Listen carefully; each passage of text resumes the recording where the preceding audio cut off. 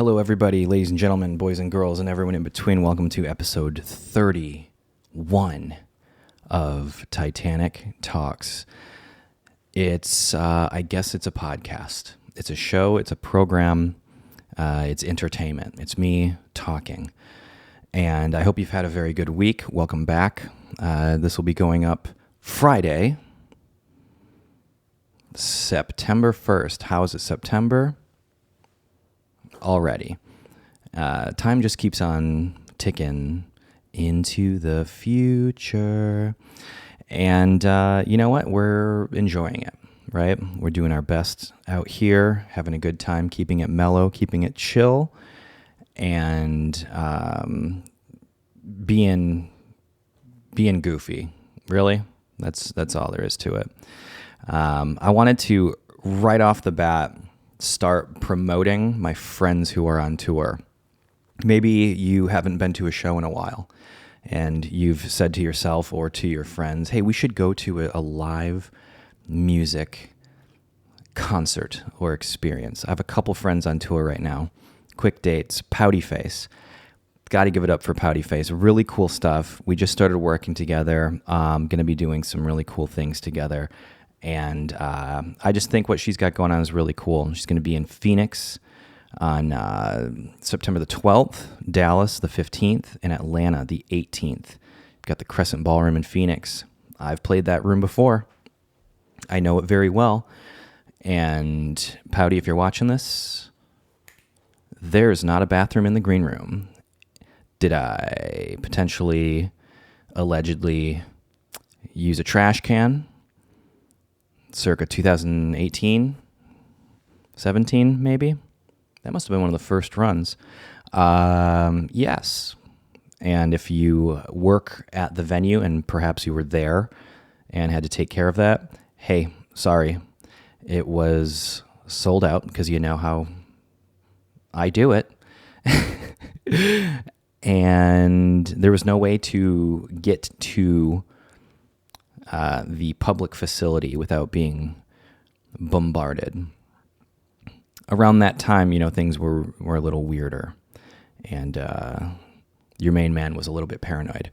I also want to promote my main dude, Matt Bennett, Party 101. If you haven't been to Party 101, you really should. It's a fun time. It's a really good time. And he's playing all of the silly, fun music that we grew up with, particularly from TV shows and artists that we loved growing up. And it's a cool audience that goes to that. And he's going around to some really cool spots. Kansas City, September 1st, today, last minute. If it's not sold out, you can get tickets. September 2nd, Springfield, Missouri, and that's at the Riff. And, of course, September 7th, Philadelphia, Pennsylvania. Underground Arts. I think I played Underground Arts, Philadelphia. If I remember correctly, I have played there. And that is where... I'm pretty sure that is where the day after Lil Peep passed away. A lot of the times in the green room at a venue, you will see the autographs. People will sign the wall. Sometimes they have a specific wall.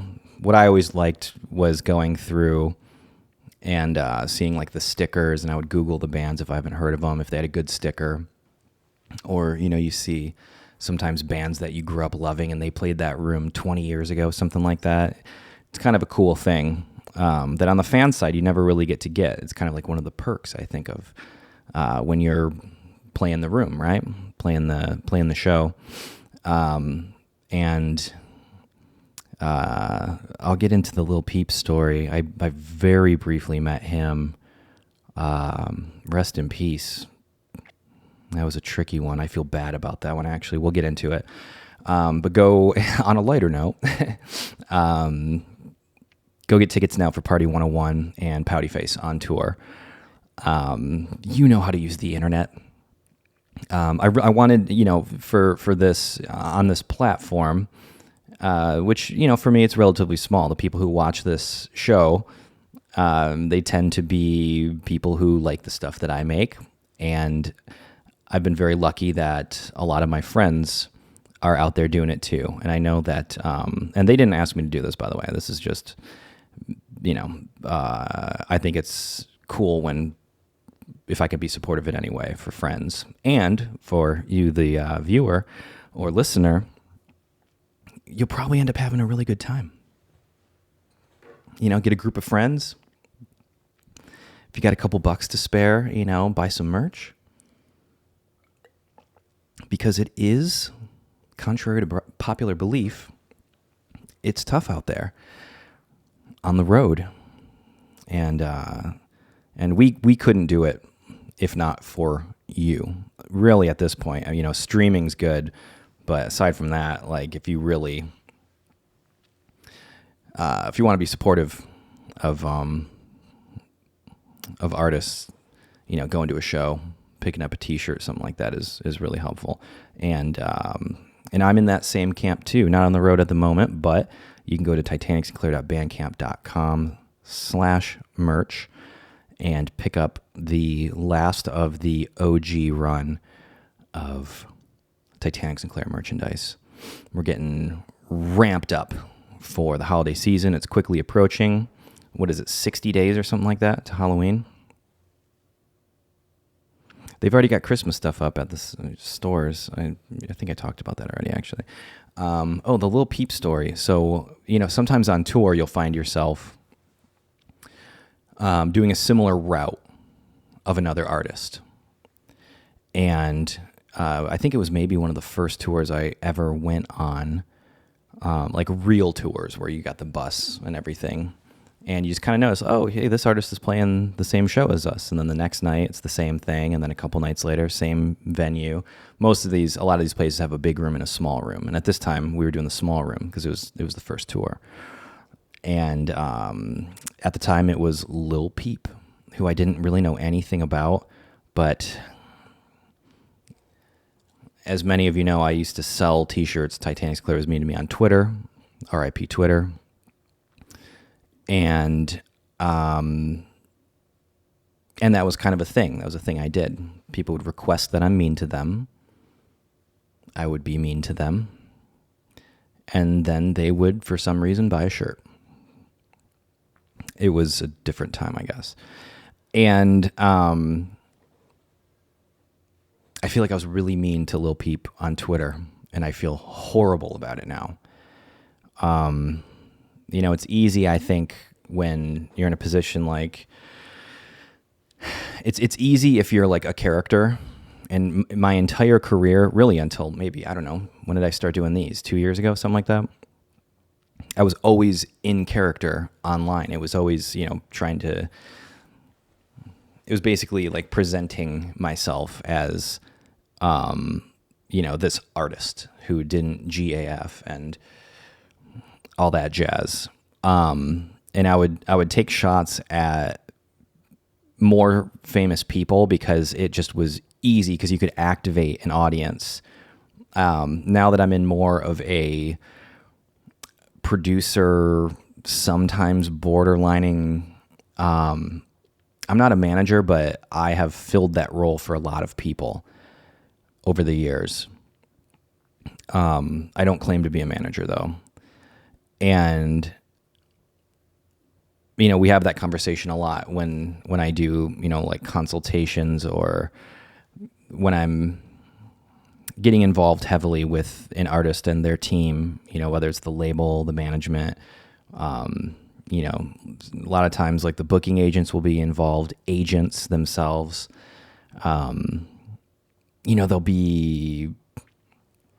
they want to know like what my process is. And everyone always gets to the whole thing of like, oh, should we just do like a troll campaign? And just go after people. And it's like, yeah, but it bites you in the behind. You get a lot of attention. I mean, I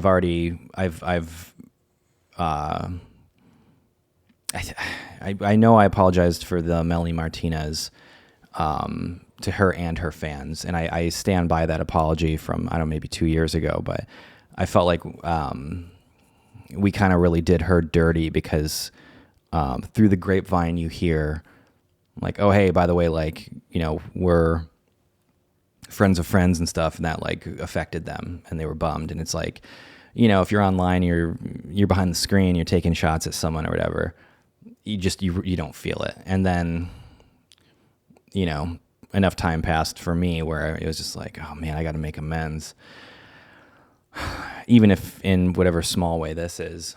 And I never had that chance with Lil Peep. I went after him hard for a while, where anything that he would tweet, and I think it was maybe, hopefully, just his team. Maybe he never saw any of it, but I would always say, fire your publicist, which I still think is a little bit funny. But it was just the headlines that they had for him, you know, because every agent and this is what they don't tell you, by the way. Every artist out there who's, especially if you're signed to a label, but you know, if you're doing the thing, you're on tour, there's a whole team of people, and it's basically a series of saying like yes or no. And I think for the artists, a lot of time they just get bombarded by so much of that they don't know, which is understandable.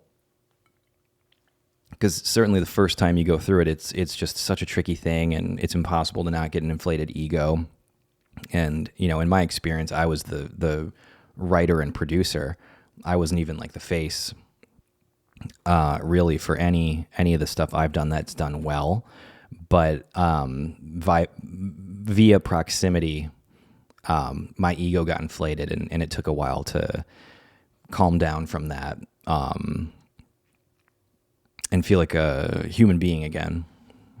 Doing this actually really helps with that, because, as you know, it's just me talking. Nothing but thoughts. Mm-hmm. And I feel bad for telling Lil Peep, may he rest in peace, to fire his publicist.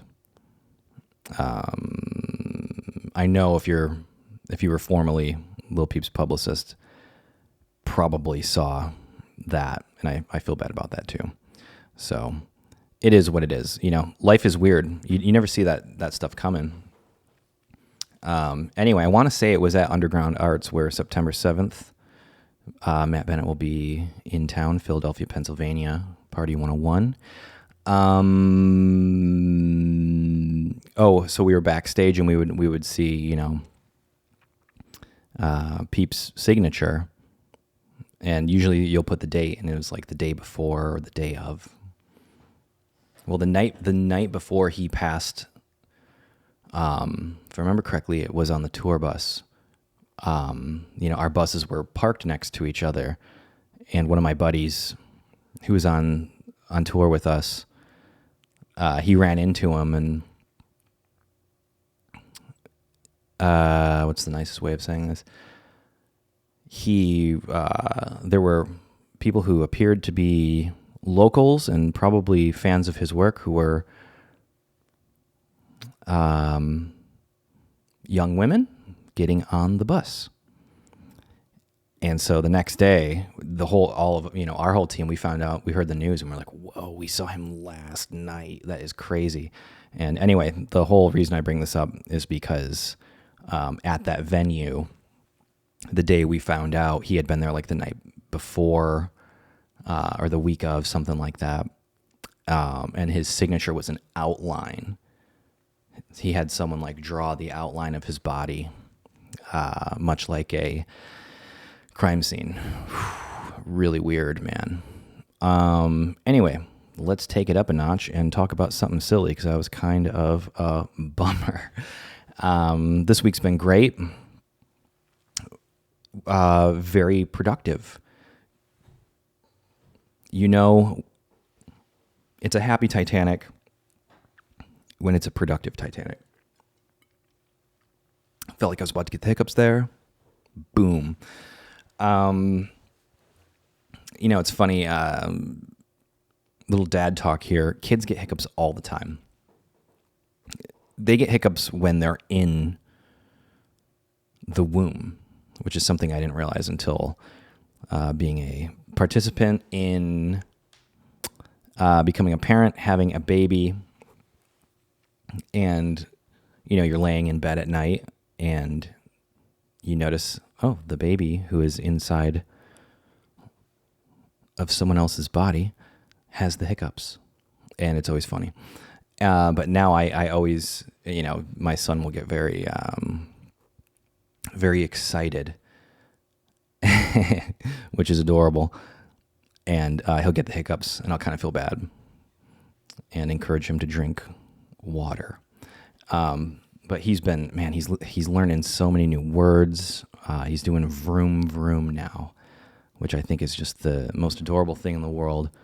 He loves cars and trucks and wheels, anything that spins. He just wants to spin it. And earlier today, he was doing vroom vroom with his toy ambulance, and that makes me happy. That's how you know you're a dad. Also, earlier today, I was doing the dishes, and I thought I should hit up all my friends who are parents and see how their children are doing. And I was sent a lot of very adorable photographs. Shot a music video, finished it yesterday.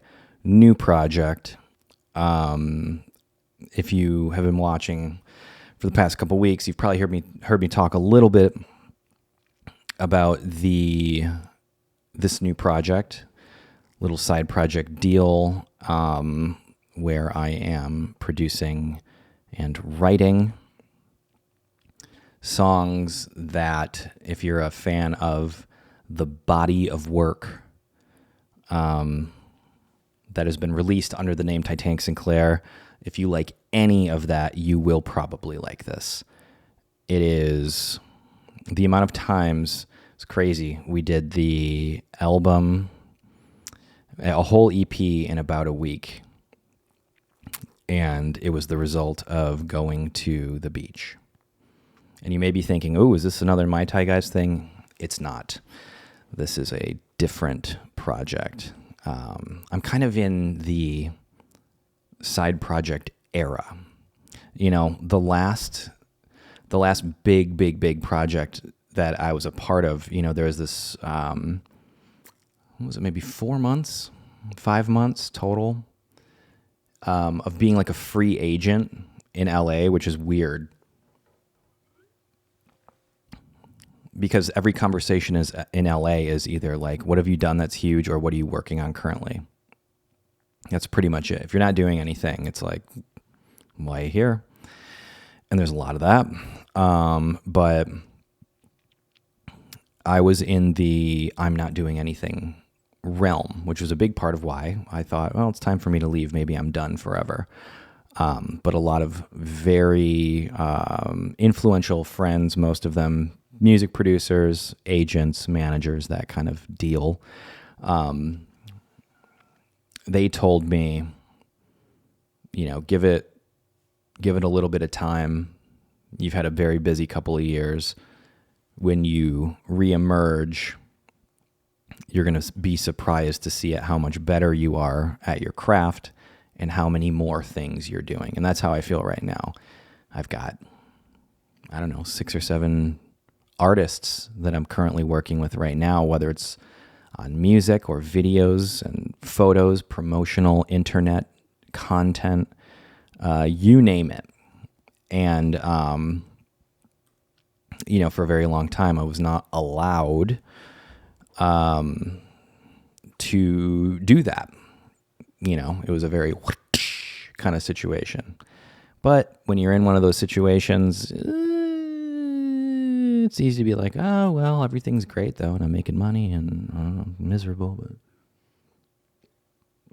money,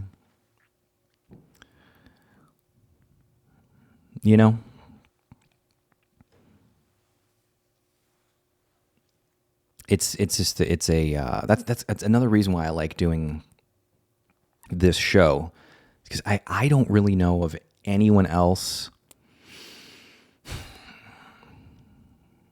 in my line of work. And there's a lot of people in this line, because nowadays pretty much everyone's an influencer, right? To some degree, some capacity. And I find it very fascinating, just even talking about it. So hopefully, I mean, look, if you're watching this, maybe there's a certain amount of that.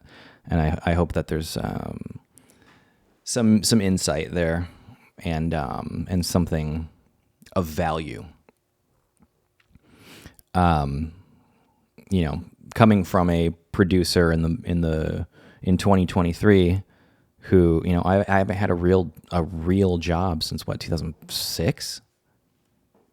I started my company, my production company, at least in 2009, somewhere around there.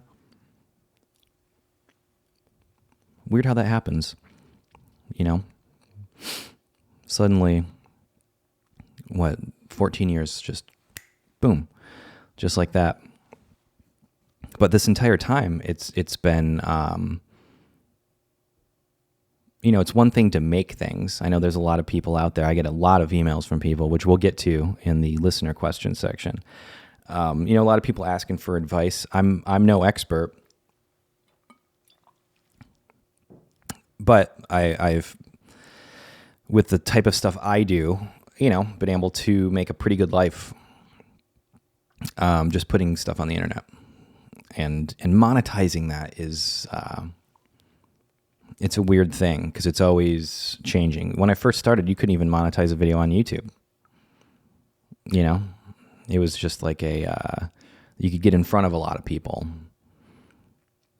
and it's always changing and morphing, adapting. A lot of it's become, Spotify streams, and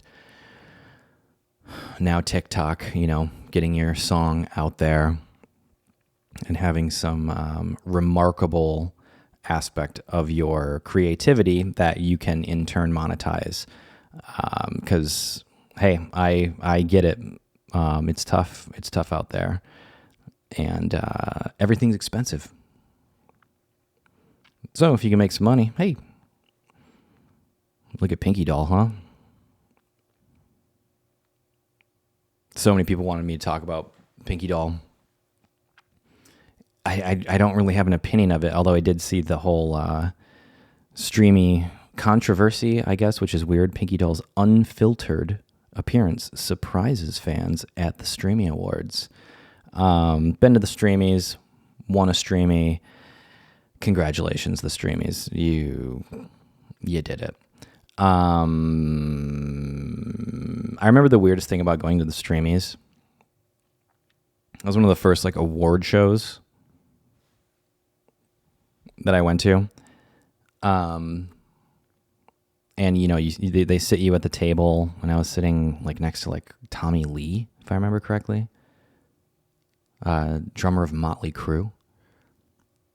And apparently he was dating or married to, maybe, I don't know if they're still together, a YouTube personality. And they had, a dinner setting. I was like, oh, cool. I'm kind of hungry, actually. I'll have a drink and we'll have some food and enjoy the show. There was no food. The entire show. There was no food. And I remember thinking, that's Hollywood, baby.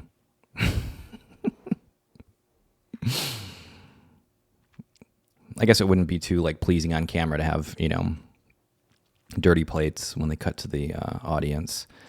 There were cupcakes. I remember they gifted, at those things you always just get free stuff. And there was 23andMe's DNA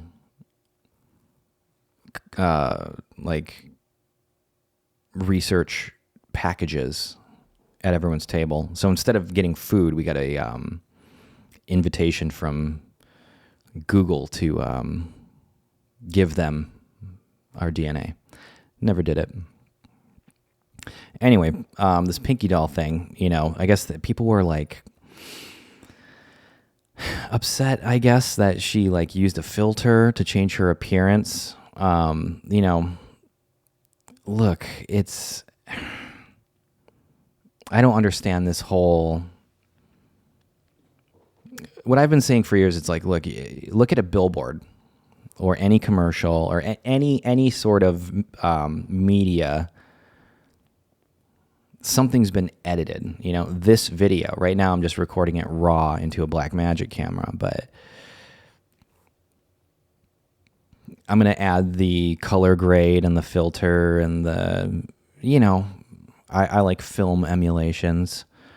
It just makes it look a little bit better, and it makes things look a little bit larger than life, little more larger than life, a little bit larger than life. There we go. English.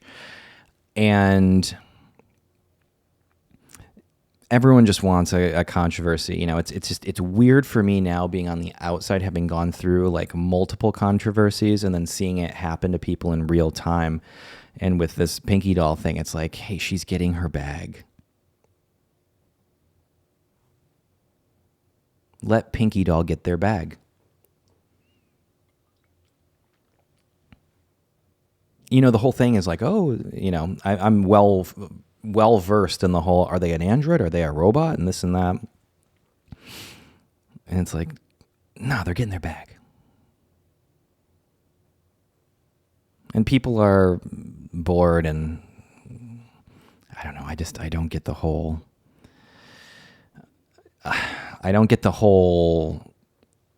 the people who dig so deep. There was a lot of people at like the peak of like when I was doing all of like the daily upload videos, and there was all of these journalists and stuff. It was fun for them, which I get. And it was always cool to me when people like played along. And I distinctly remember going into a couple, it was usually like the New York ones. One of these, you can tell when the person like doing the interview, like, when they're trying to do like an expose. And it was interesting for me being on like the production side, because people, the narrative was like, oh, Titanic Sinclair is this evil handler and he calls the shots and this and that. And then it's just like, I show up, I'm like, hey, what's up? Like, oh yeah, by the way, there's a whole team of people, like the people you think, or the internet thinks I am. It's like, no, there's like 15 of them and they're not here. They're golfing. Or,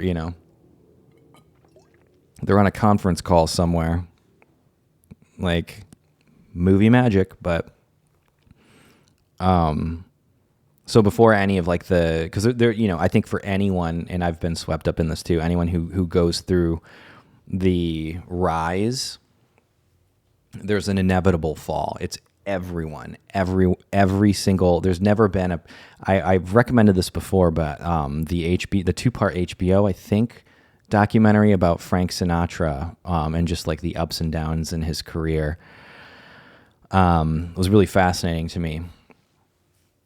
And he, Frank Sinatra didn't handle it well, right? And, you see like the classics, the Britney Spears shaving her head and all that stuff. And it's just like, well, look at their life. And I guess I thought for a while that was going to change with the internet. When I first started putting stuff out circa, 2006, something like that.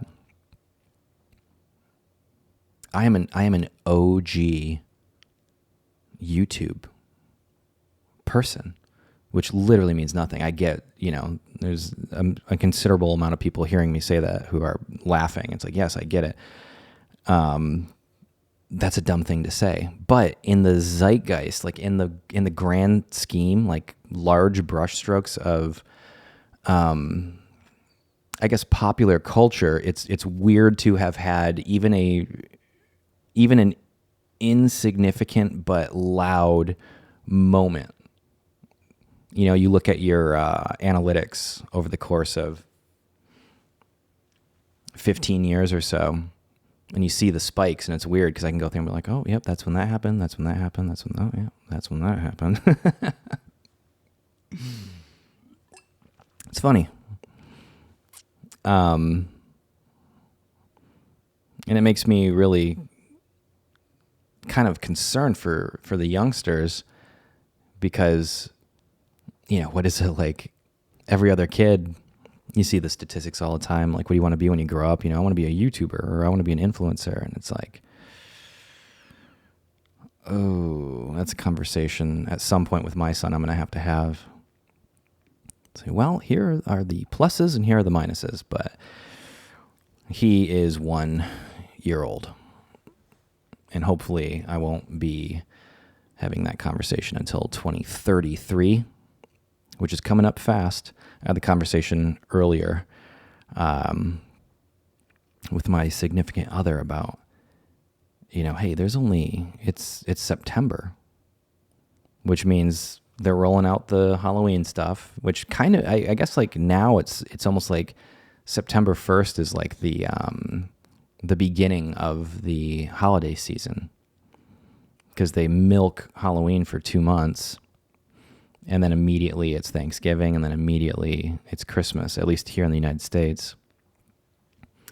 And I get it. It's a fun, holidays are fun. I've never been much of like a summer person. How about Taylor Swift? Taylor Swift emits so much CO2 that you could live for 500 years and still won't be able to touch her figure of 8,293 tons with 170 private jet strips. Like I said, what goes up must come down. She's had, I guess, her controversies. I was reading something that was really kind of interesting there because she's in the realm of like, the Jay-Z, Beyonce, Madonna. She's in that realm. And I recently, when I was home in Michigan with a family member, we had the conversation about who's this generation's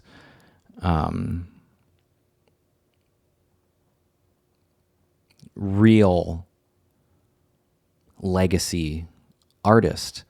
And pretty much unanimously people said Taylor Swift and always the contrarian. I was like, to me, I always saw it as there are artists and then there are performers. Look, I've worked with performers before, and especially more recently, you work with enough performers, you get to work with artists. And that's a very different thing. It's cool. It's great to have someone contribute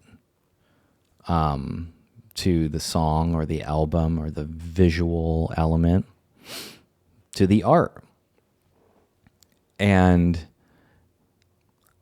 I always, from the jump, really, I always kind of saw Taylor Swift as more of like a performer, And anyway, the conversation kind of got a little bit heated, and it's like, I said something along the lines of like, yeah, but, how's that one Taylor Swift song go? And there's like a notable silence. It's like, well, there's, we are never, ever, ever. It's like, yeah, Max Martin wrote that.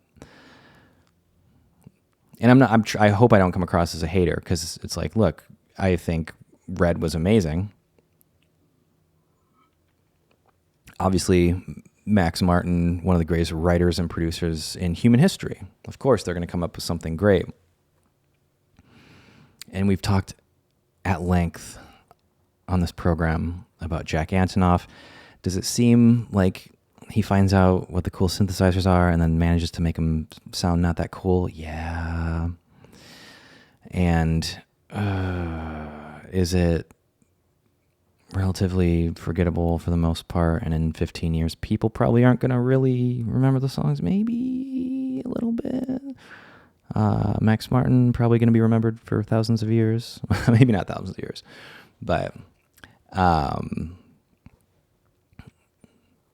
one person's opinion here. I get it. I'm sure there's an onslaught of people typing in the comments right now. Hey, which is fine. I'm wrong. Hey, look, I will never be as big as Taylor Swift. I admit it. All good. But, you know, for people who go around preaching about whatever it is she preaches about, and, you know, you're leaving your show to fly in a private jet so you can sleep in your own bed every night, apparently. Who knows? I'm not there. It is what it is. She was dating that guy from 1975. That's pretty funny, huh? So for any of the Swifties out there who are coming after me right now, she dated Matty Healy. Let's talk about that. This is funny. Since we just experienced the hottest July on record, I'd like to remind everyone that you could live on this planet for 500 years and not emit as much CO2 as Taylor emits in 1 year. You know, it is what it is. Social media users stormed to the comment section on Reddit. As one user posted, I follow one of her jet tracking accounts on Insta, and my God, does she use her jet like crazy. And she has two, the larger one for her and a smaller one for her parents.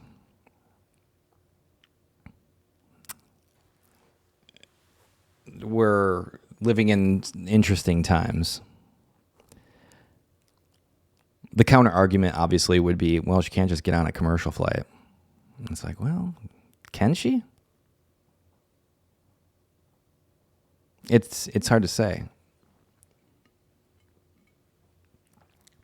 She's one of the most famous people alive. Probably not. Have you seen those clips of like the impersonators that like for some reason walk around and pretend to be her, and there's just mobs of people everywhere? It's very strange.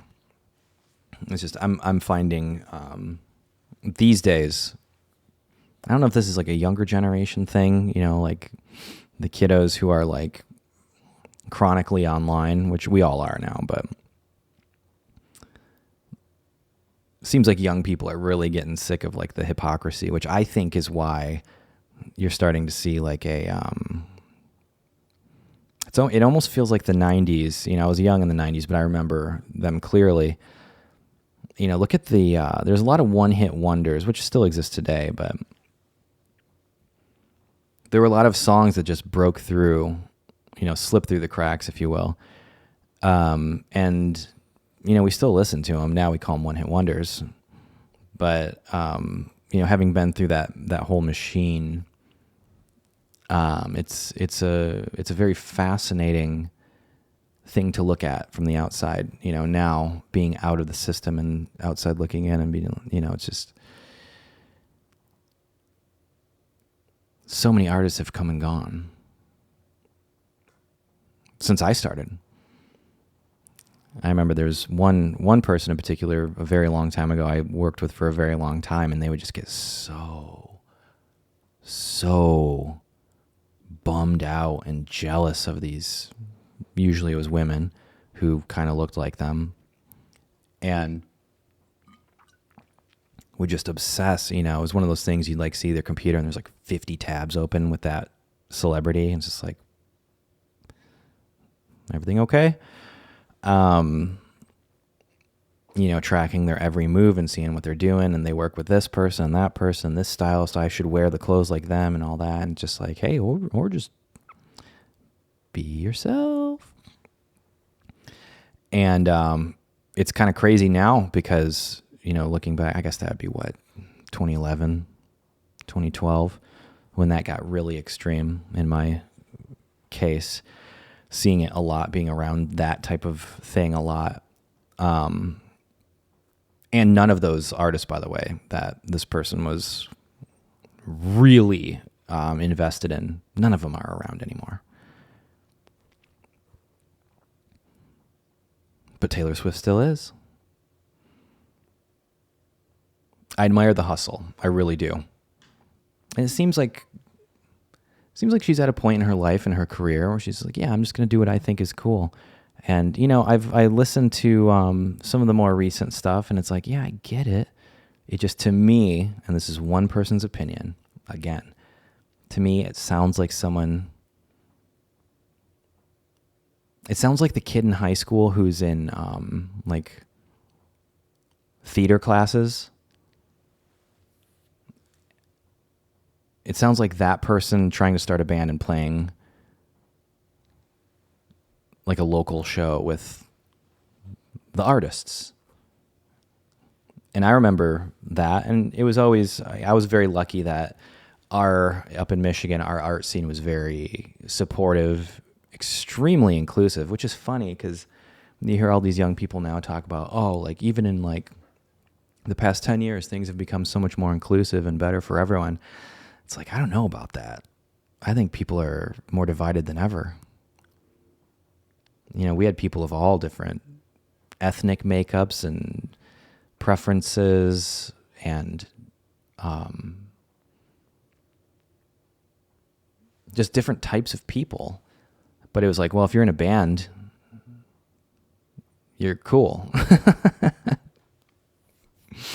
You're one of us. You're a musician. You're an artist. Like, seems like a lot of places I go that doesn't really exist. There's a lot of gatekeepers now. I saw a really funny thread. There's like this war going on with like the so-called punks on Reddit. The whole battle jacket thing. Your leather jacket or your jean jacket with all your patches and all these people. I came across some post and everyone was laughing at it. And it was like, I got banned from this subreddit for having this patch and this patch. And it's like, oh man, like you're like the, like 70-year-old Harley biker. Everyone wants to be a part of something. Everyone just wants to be included, and to me, music has always been a very inclusive thing. We never thought, especially as kids, in high school, we didn't think twice about, like, we were all wearing crazy clothes, and I think I spent like 4 years wearing women's clothing in high school. It was before like skinny jeans were even a thing. It's like, well, if you wanted skinny jeans, you just wore girls' jeans.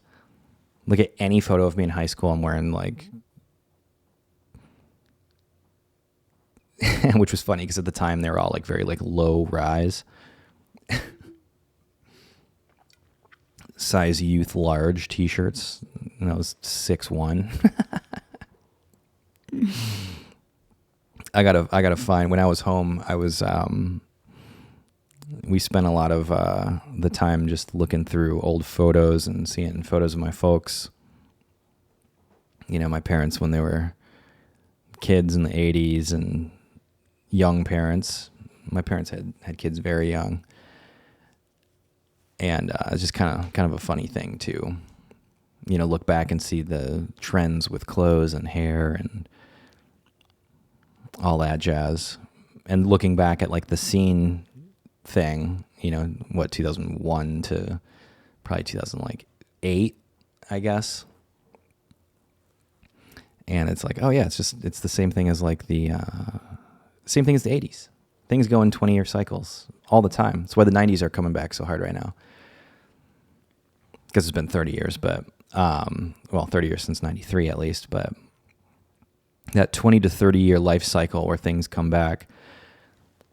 Been doing a lot of thrifting recently, and we've been talking about how funny it is, like all of like the all the kids now, they're like, oh yeah, this is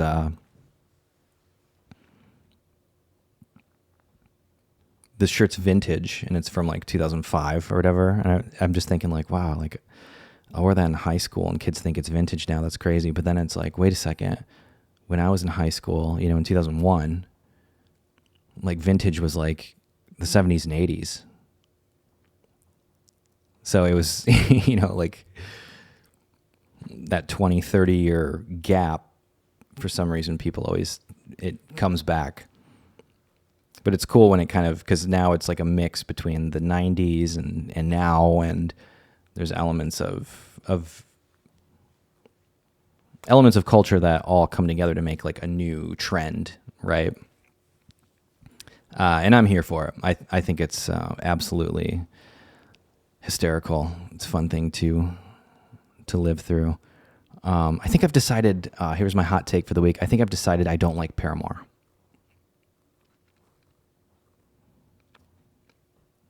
I went after them big time when I was years ago busy on Twitter, when I was meeting people on Twitter. And when they did Hard Times, I remember just laughing out loud. And I think at the time, my initial response was like, oh, I remember the first time I heard Talking Heads. And actually the same thing. I know I'll get roasted for this, but hear me out. I think a lot of people, I find that it's always people younger than me who really love Paramore.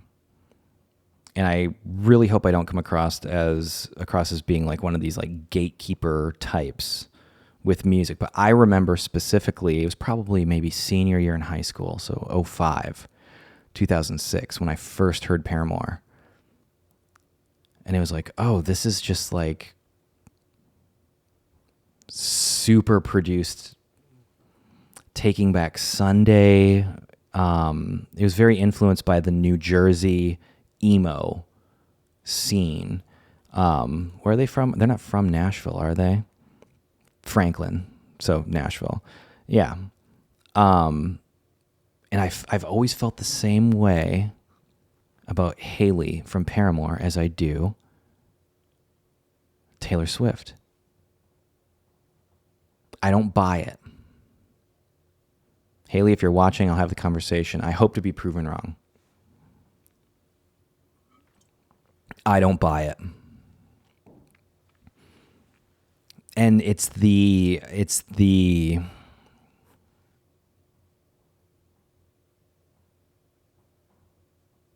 to me, it was never innovative.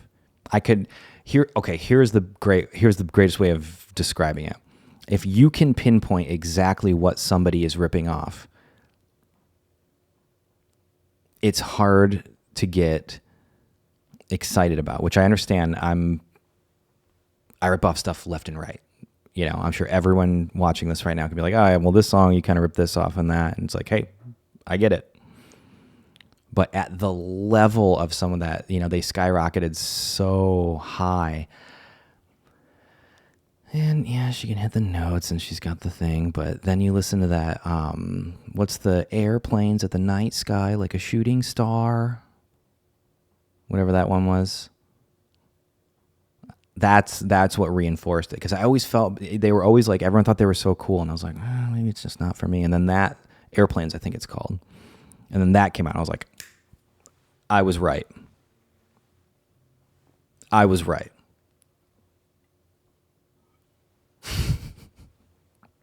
I'm just rambling. I think it's funny doing the hot takes. Man, I got some heat. Man, people really like the Smiths. I got a lot of heat about that. I'm just being honest with you. These are this is just one guy talking about things. And look, if you're a Paramore fan or a Taylor Swift fan, send me some stuff. Comment some stuff that you think I might dig, because I hope that I'm wrong about all of this stuff. How about this one, Haley from Paramore? How do you feel about Taylor Swift's carbon emissions?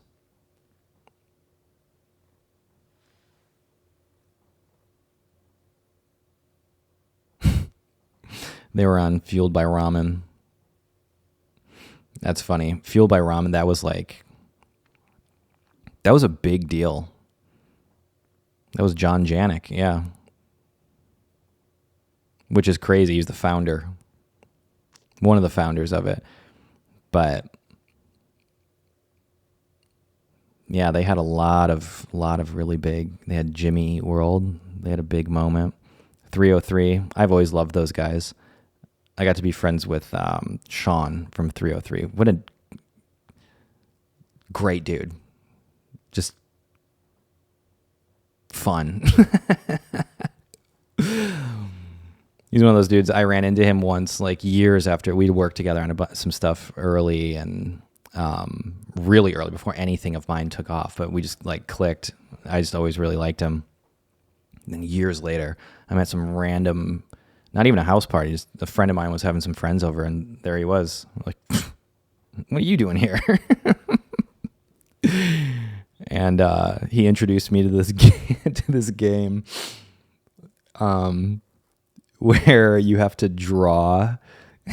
Everyone gets a piece of paper, and I think at the time we'd been drinking a little bit of wine maybe, and everyone gets a piece of paper and a marker, and you have to draw from memory like Sonic the Hedgehog.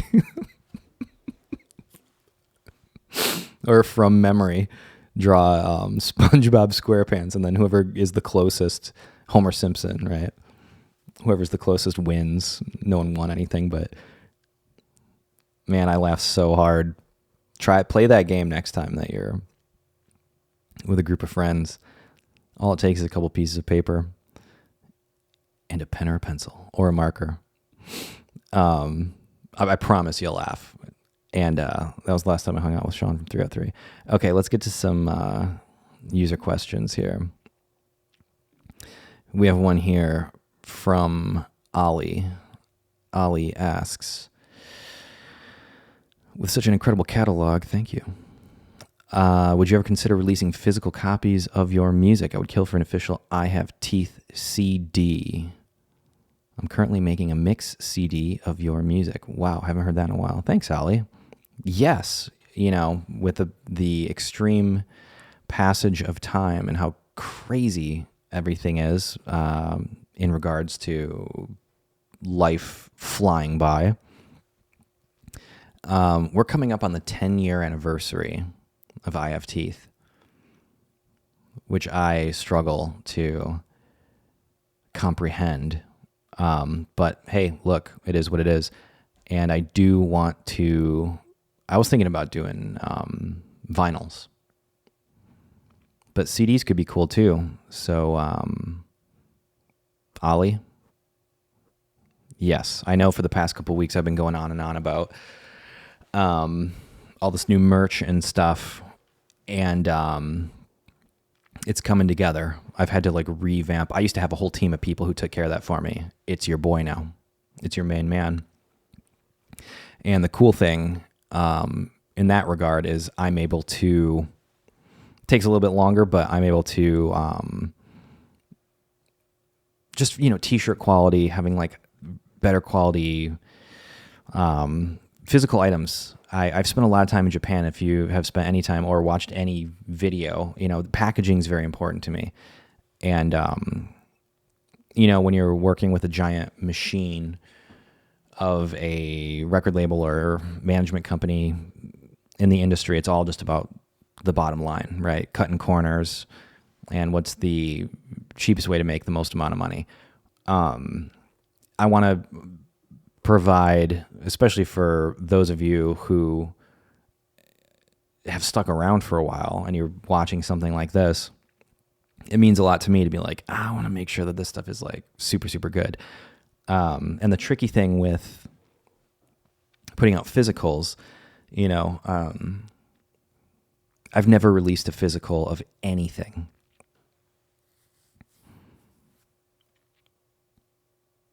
Nothing Titanic Sinclair. No, never. In the early days, like my first band, we would, I'd be amazed if any of you have the old school. We used to spray paint onto, we had a stencil and we would spray paint. Was that Technology's a Dead Bird? It might have been the EP, Linden Place. I can't remember. And design, put stickers on and stuff. A couple people have sent me like eBay links or Etsy links, and people are selling like the OG like hats, and because we only made, I don't know, we maybe sold like 100 each of those things. There's not a lot of them out there. But if you have one, I would love to see it because I don't have any of that stuff. And that was, that was a very, very important time in my life, and handmade them. But for Titanic Sinclair, never released anything physical. So I'd love to do a couple runs of limited runs of vinyls and CDs. And I've been wanting to do. Let me know in the comments if you would wear. I just want to do just a I have teeth shirt, just with the stupid photo where I'm wearing all the makeup. Pretty silly. Let's see. Michael asks, hey, I'm Mike, and I've been listening to your music for a very long time. I really admire your talent and creativity. Thank you, Michael. In your earlier vids, you recommended the Purple Cow book. Yes, very good book. I recommend it to anyone who works in any sort of creative.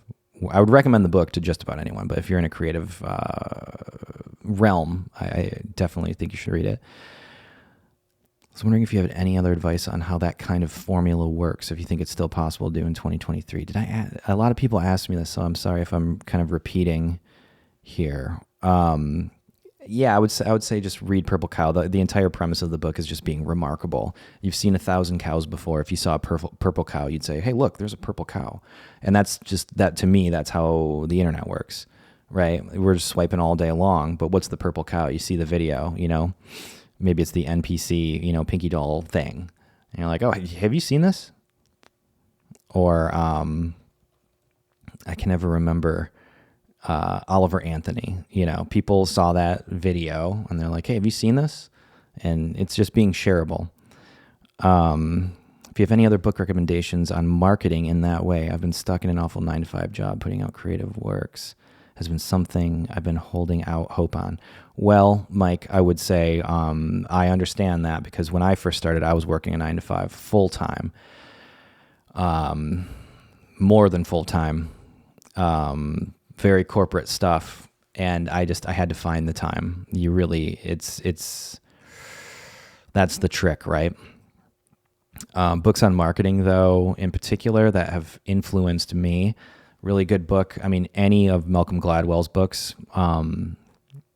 I would say like The Tipping Point is fantastic. And Outliers. What's the other one that I loved from him? Was it Tribes? Who wrote Tribes? Tribes book. That wasn't Malcolm Gladwell, I don't think. That was Seth Godin. Oh, who wrote Purple Cow. Definitely check that one out, because, man, I completely forgot that was also Seth Godin. Very smart thinkers, and not musicians.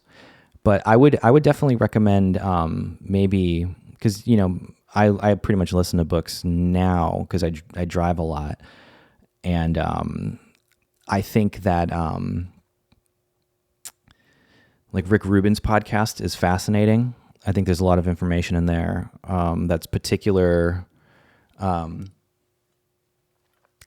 to the creative process, which could be really helpful. And let me think if I can, off the top of my head, recommend one more book, maybe in the creative realm. I tend to go a little bit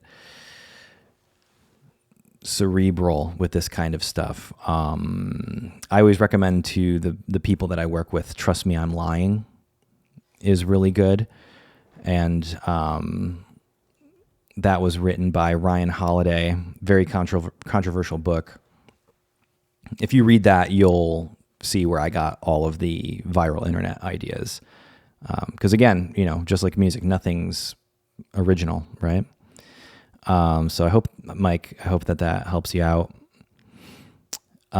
in some way, or maybe someone else got something from that. Let's see.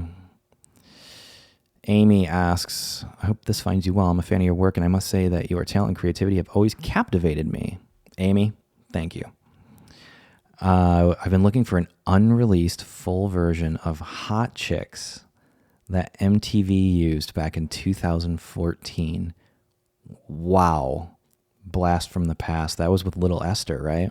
Yeah. Esther with Hot Chicks. I wrote and produced a theme song for an MTV show. And that was when I was recording I Have Teeth. I'm sure there's versions of it floating around. I don't know if I have the full. I don't know if we made a full version. I don't remember it. I remember really liking that riff though, and cool melody. Yeah, it was just one of those things. Made it in like 20 minutes. Recorded it, sent it off. They loved it. Boom, done. I would have to look through my emails and find who the music supervisor was for that show and hope that maybe they have a link. I don't think we did a full version of it, if I remember correctly. So thank you for your question, Amy. I wish I had more insight for you there. If anyone has it, send it to me because I haven't heard that in ages. I'm sure someone does. Let's see here. Sarah asks, general question would be about how you might use colors as symbols in your videos. That way I'm not asking you to talk specifically about evil red lights. LOL. Evil red lights. It looks like there's another email here. I'll have to read that later, Sarah.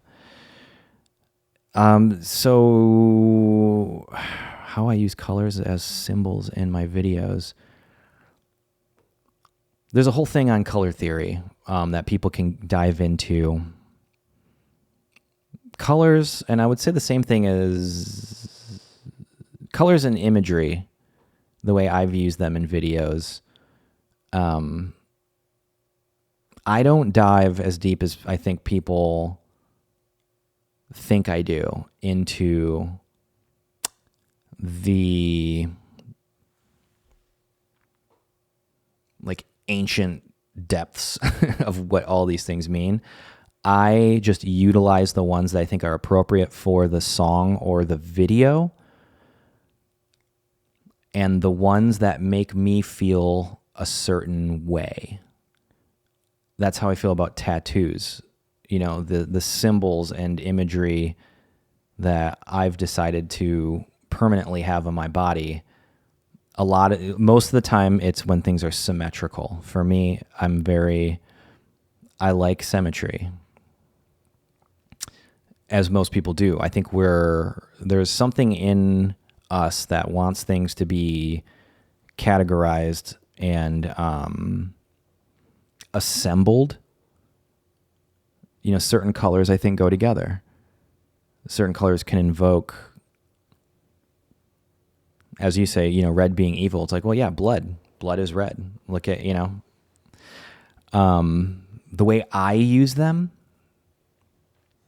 most of the time. Well, I shot a music video yesterday and I used red. I think white, like red on white, is striking. But when I use a color like red, it's not because I'm thinking like, oh, it needs to remind people subconsciously of blood. It's like, no, in this video in particular, like I knew it had a childlike atmosphere, and I thought primary colors. So blue, green, red. Just go like simple. Or it looks like in this previous email you had sent, I remember the red color in Blood Money. I also remembered seeing a red glow in Illuminati Island. I wasn't sure if it was supposed to be evil. Well, I think if any color is going to be evil, it's going to be red. That's arguable. But I suppose that's how I've used it. And I wish I had more insight on that, but I just go with my gut. Like the previous question that was asked about books to recommend, Blink. Maybe I said it. I'm sorry, I can't remember, but that's another Malcolm Gladwell book, The Power of Thinking Without Thinking. I would say read that book, Blink, and that is probably a lot. It'll explain a lot of like my gut reactions that I use for videos. Because when I write a music video, this is for anyone I've worked with, and it's remained that way to this day. I usually sit down and listen to the song for the first time, and just whatever I think, like whatever I'm seeing when I listen to it, that's what my treatment is. And I'll write a little story about that and then send that back to the artist and the team and say, hey, what do you think? And then I'll add, a mood board, visuals that are kind of in the theme, and then go from there. And let's see, we'll do one more. This is from Andrew. Can you make a video about producing runway music? Something like cool abrasive synths meet fashion shows, not something too mainstream that you hear playing for like Dolce & Gabbana. No offense to them.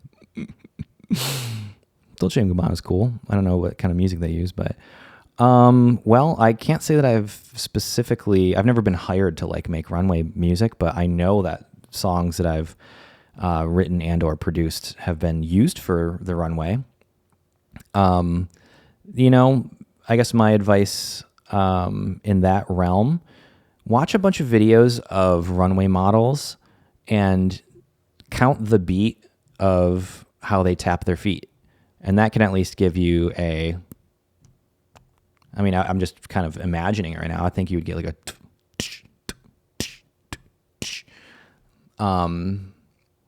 that's probably around like 120, right? That'd be funny. Someone could probably go back and see how close I was on the beat there. I think for runway music, you wouldn't really want like a,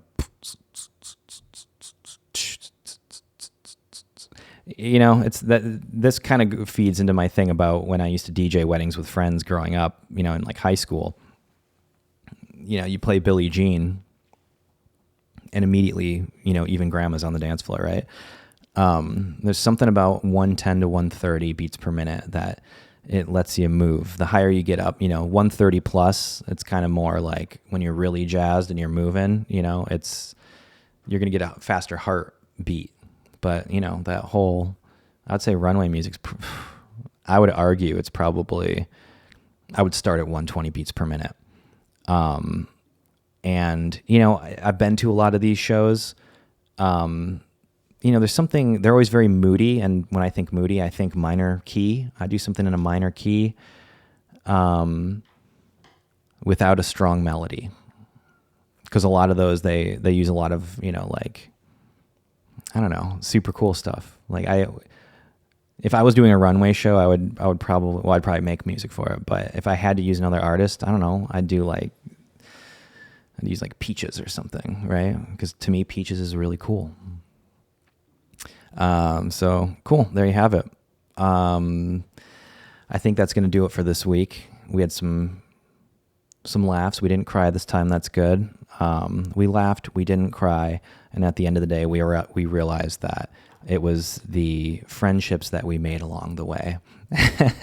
Thank you, everyone, for your questions. If you have a question, send me an email, titanicsclair@gmail.com, and put listener question in the subject so it's easy for my feeble little mind to pull them up and answer them for you. I'm happy to do that. Merch is available at titanicsclair.bandcamp.com. Get your t-shirts and hoodies, or if you're just waiting for the new stuff, I get it. All good, but just know it helps big time. Where is that going? You are directly contributing. Anything that you purchase on Bandcamp or on Spotify, if you stream songs, or you can even make a contribution directly on Spotify now, which is kind of interesting. That is going directly to diapers. diapers are expensive, and my little man is starting to eat a lot of food. So it'll contribute to the Titanic Sinclair Diaper and Coffee Fund. Well, really probably snacks, because when you have a 1-year-old, they eat lots of snacks. And it's definitely, absolutely, very much appreciated. And this is appreciated too. Look, you made it all the way through another episode of this, episode 31. We're just going to keep on going with it and rocking and rolling in the free world. I think next week we probably will have a special guest. Also, if you have any recommendations for guests that you would like to have me talk to on this show, please reach out. You can email me, titanicsclair@gmail.com, or just tag them in social media and say, hey, you should go on Titanic Talks, because that would be really helpful.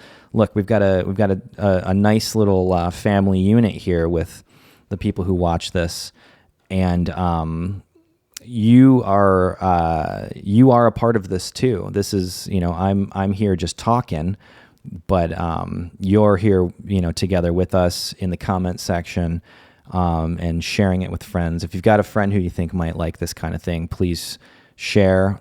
And thank you to, last week I asked if people could go on Spotify and check it out, give it a rating, just to see if we can get more people.